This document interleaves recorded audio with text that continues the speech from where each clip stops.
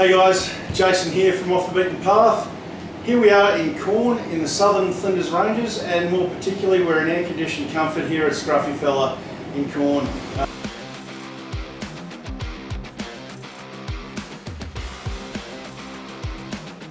The guys here got a great little shop here. They have products for your beards if you happen to have one. They also do mean coffee here. Great snacks, cookies are awesome, and if you like a little something extra in your coffee, they can take care of that as well. They've got all the varieties of milk that you might expect these days, so fantastic place to stop on a hot day or just about any day in Quorn. Get yourself into Scruffy Fella and the guys here will look after you for sure. We've been here a few times while we've been hanging out in the area. But today we're catching up here. The reason for that is we're talking about the first 5,000 Ks in the Grenadier. By now you guys have seen the Grenadier on the channel and you know that I have the Grenadier, and we've just done 5,000 Ks in it, and more particularly a couple of thousand Ks in the Flinders Ranges. Just keen to fill you guys in. What are my feelings on the Grenadier versus the 76, and how's it gone in the first 5,000 Ks? Because we've done bitumen, we've done gravel driving, we've done a little bit of sand driving, we've hit corrugations, we've done technical rock crawling stuff in Arkaroola and Arden Hills.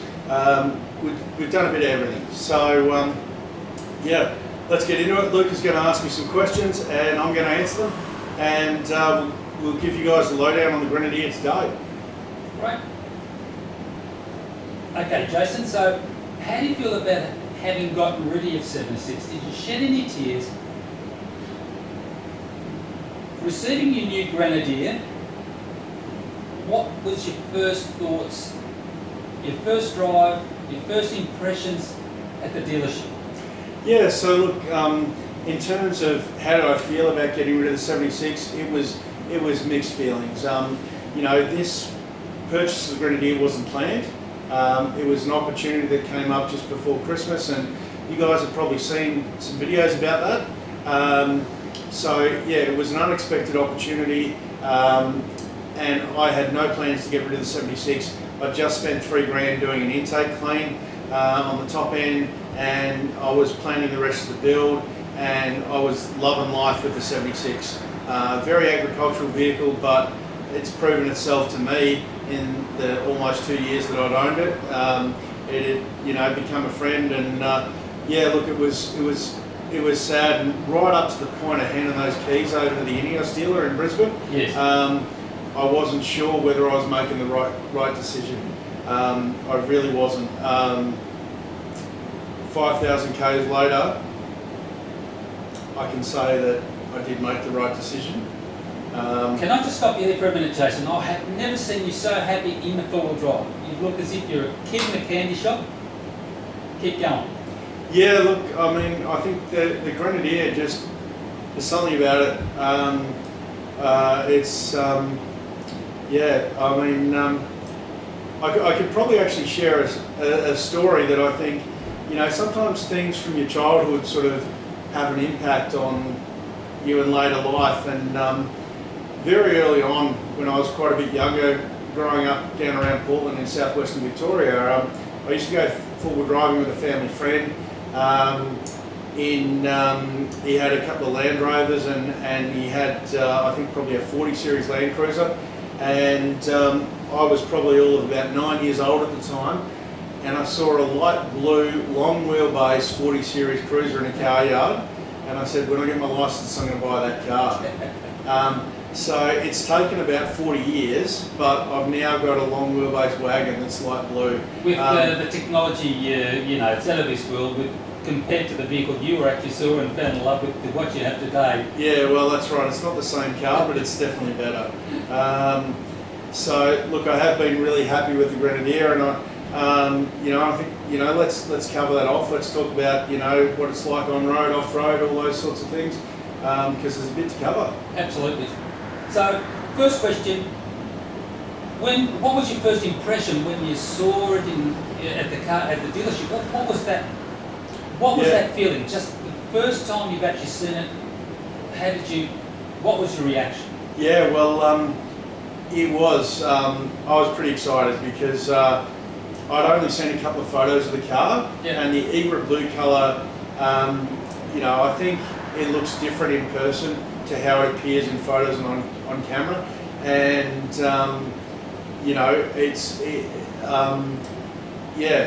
so I'm looking at it and I'm just like, wow, that's my car. I can't believe it. It was pretty awesome. And then look, we got a really detailed walkthrough from the guys at Ignition Car Centre, all the different features, which was really handy. So Dicko and the guys there were just awesome to deal with. And as we're going through the car, I was just getting more and more excited with, okay, yeah, there's the diff locks, there's the off-road mode, it's got waiting depth control and waiting mode and all that sort of stuff. So it was getting pretty excited at that point and just wanted to get in and drive it, to be honest. Okay, so that's the next question. Driving it back home on the freeway, was it stable on its footings? Was it stable on the road? Get pushed around? Did it behave itself? Was there any wind noise that you were bothered by? Anything wrong with it?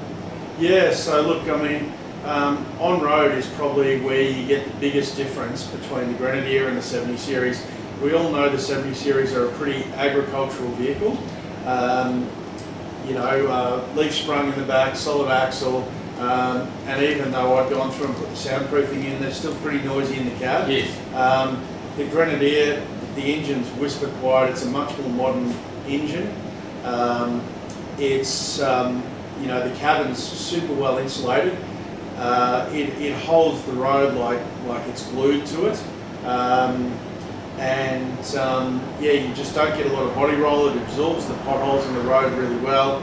The suspension's tuned great, both on-road and off-road. Look, a lot of people talk about the lack of the return to centre steering damper being an issue. I didn't find that an issue. Troopy Matt was actually with me on the trip to pick the car up, and he shared the driving, and he didn't find it an issue either. And likewise, I guess you hear a bit about the footrest thing in the driver's footwell of the Grenadier. So again, we had a 15-hour drive back from Brisbane. Matt and I did half of that each, so 7 odd hours. Yeah, we don't have an issue with the footrest. We actually both quite liked it. We found it, kept your foot on a good angle and was quite comfortable. So on the road, compared to the 70 series, hands down, the Grenadier is awesome to drive. Quiet and just power on tap. It's got 185 kilowatts. Yes. 30 odd kilowatts more than the 70 series in stock form, and it's made into an 8-speed auto. And it's super smooth through the gear changes. Absolutely. So that's terrific. Fuel consumption on the highway. Fuel consumption on the highway, that's a really good point. Super economical. On the trip from Brisbane down to Albury, we averaged 10.7 litres per 100 k's. That's for a vehicle that weight. How much does it weigh? Close to 3 tonnes. So that's not bad. Yeah, 2.7 is the tear. By the time you get a couple of us in it, it's 3 tonnes. There we go. 10.7. So we actually, even with the stock 90 litre tank, we refueled. So the car had a full tank when we picked it up from the dealer. We refueled at Coonabarabran and then drove all the way to Albury on the second tank. So 1 fuel stop between Brisbane and Albury. And that's on the stock tank, so pretty awesome. Okay, so highways, great. The fuel consumption's terrific. Dusty roads. Dusty roads, Come on, dusty roads. Yeah, so look, or rough tracks. So how does it behave? Yeah, look, we've covered our share of those. Thick and there of the road out to Cameron Corner, and then the Strzelecki. Now the Strzelecki had a few, corrugations through it. How did you find the corrugations? Yeah, look, really good. And that's something where I've got a direct comparison with the Pajero, because I drove the Strzelecki in the Paj, and where the corrugations got really bad in the patch, whether it was due to wheel size, tyre size, or wheelbase, we just had no choice but to slow right down to about 40 kilometres an hour. Right. Because the corrugations were just vibrating everything in the car so badly. With the Grenadier, hitting those corrugations about 75 k's an hour, with the tyres at suitable pressures for gravel, it was just riding over the top of them, exactly like you would want it to do. It was, it certainly made driving that corrugated Strzelecki a lot more palatable than it was the last time, that's for sure. Now you've increased the tyre size, I think it's a 285, 75. Yeah, that's it. So yeah, I did replace the stock BFGs with some Kenders, and yeah, they're 285, 75 R17. Right. So they're a 33 inch. Yeah. Okay, so that's, what about the, okay, so we're in Arden Hills. How did you go on those rough tracks we did today? Now if anyone's been through Arden Hills, you've got extreme tracks that are pretty rocky, gnarly, rutted, steep. How did you find your Grenadier on those trails?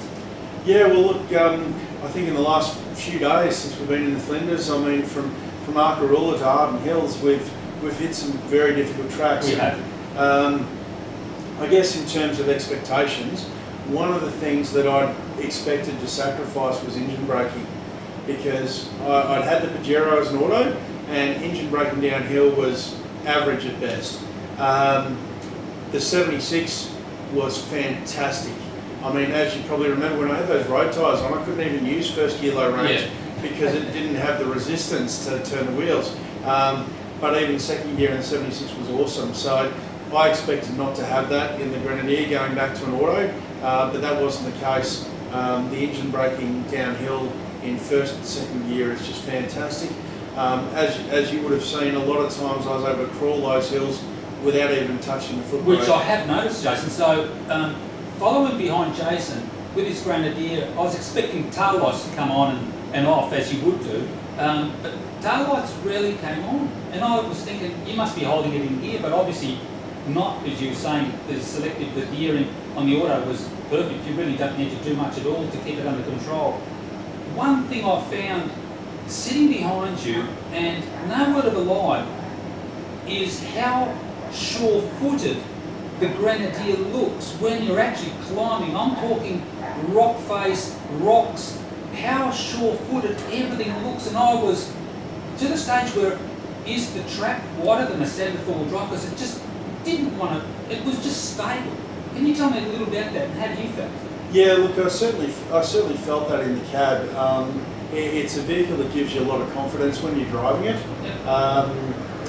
You know, I mean, look, the 76 would always get the job done, but it was a little messy at times. It was a little messy, that's right. Yeah, but, you know, nothing a heavy right foot didn't fix. The Grenadier, you can be so much more controlled and just crawl it. And look, a good example again is a big rock step on the Arden Hills track. I drove that in the padge with traction control, and it just wasn't enough to get up and over it. I needed to engage the rear locker. Not the case with the Grenadier. How do you find the auto off-road, especially in the temperatures we've been having today? Yeah, so look, the temperatures, the steep conditions, the auto has performed far better than I expected. I guess in the first instance, much better engine braking than I ever expected to get out of an automatic. It's actually very similar to the 76. And probably more importantly is, when in off-road mode, I believe Ineos have programmed it to hold the gears longer. So you can actually descend or climb, even in drive, most of the time it will hold the gear for you. But you know, if it's a really steep climb like we've seen today, you go into the selectable mode, you put it in first or second gear low range, and oftentimes you just crawl down, you won't even need to touch your brakes. That's one thing I've noticed. I hadn't seen your brake lights come on much, especially on the steep descents. Yeah, look, so it does a fantastic job in that regard. And I guess the other thing with autos is that when under load and stress, they can get hot. And look, the Ineos has got a lot of monitoring, so you can keep track of all that sort of stuff. And I haven't seen the auto temps get over 90 degrees, and we've been climbing and descending really steep stuff in 40-degree heat. Yeah, super impressed with the auto. That's terrific. I mean, it sounds like a hovercraft at idle, but that's obviously dispersing all that hot air out of it, which is great. So yeah, it does. It's got a lot of electric fans, and it's got a lot of separate coolers. There's the main coolers, and then in the wings behind the bull bar, there's actually separate coolers on each side as well. So yeah. So okay, sounds like you're pretty stoked. But are there any negatives that you found with the Grenadier? Surely there's got to be some. Yeah. So look, I mean, nothing's all sunshine and roses. Couple of little niggles, not functional niggles in terms of drivability off road, but just a couple of little sort of ergonomic niggles, if you like. 2 cup holders, and they only fit a standard can. They don't fit your larger bottles and that sort of thing. Not the end of the world. You can probably get an insert to fix that. But, you know, if you like to drink your iced coffee milk like some of us do, they don't fit. So, you know, first world problems. The other one is probably a little more pressing for me, is there's a bit of a lack of USB ports. Right. So there's no USBs on the actual dash in front of you at all. There's 2 USB ports inside the center console lid. One of those is USB-C, one of those is USB-A. You need to use the USB-C port for your Android Auto or Apple CarPlay. Yeah. Which means you've got a USB-A port and a C plug.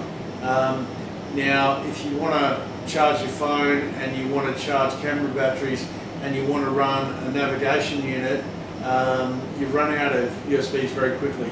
There are 2 more USBs on the back. They're designed for the rear passengers to access, so they're on the back of the center console. And I believe that's 1 USB-C and 1 USB-A again. But you know, some USBs actually on the dash for phones, navigation devices, charging camera batteries, etc. would have been great. I've been able to manage with it, but look, and there's existing wiring in the footwells of the Grenadier anyway, and I'll be getting my auto elect to make use of that and put some more USB ports in for sure. And that's the negative? That's it. Look, it drives great. You know, it's impressed me off road. You know, look, I guess, you know, on the whole, after 5,000 Ks, I've found the vehicle fantastic to drive on road, quite comfortable, fuel efficient. I've found off-road it to be super capable. The auto transmission and the traction control have exceeded my expectations, and you know, as you've commented on, and I've felt the same in the cab, the vehicle seems super stable. So look, could not be happier. And you know, the throttle control is really good. And you know, look, the other day we had a flat tyre, and I believe that the tyre pressure monitoring system actually saved that tyre, because I noticed that I had a flat and was losing pressure. Yes, yeah. So look, 5,000 Ks in, for me, the Grenadier is 10 out of 10. So yeah. Good job. Leave it at that. Nice choice, mate. I'll soon be seeing myself driving a Grenadier. You've sold me, Jason. You say the 76 that 76 did look a little bit, you know, like a 4x4 car. This one here, just, it was stable. Honestly stable. And I thought, truthfully, I thought, it must be a wider wheel track, must be something about it. Because as you're climbing these rocks, it didn't go it just, and you're up the top. Yeah. And I'm thinking, really? Yeah, they've tuned it well, haven't they? They have. I mean, you know, and I don't like fancy full drives with all the electronics, but I'll tell you what. And a question was asked, I said, what would you get the next time you buy full drives? I don't know. Look at the Grenadier now. That is sensational to watch. Crawling up a rocky hill, how stable the is. Yeah. It's good. And I'm an old guy. You know, I'm just wanting old agricultural stuff. That looks good.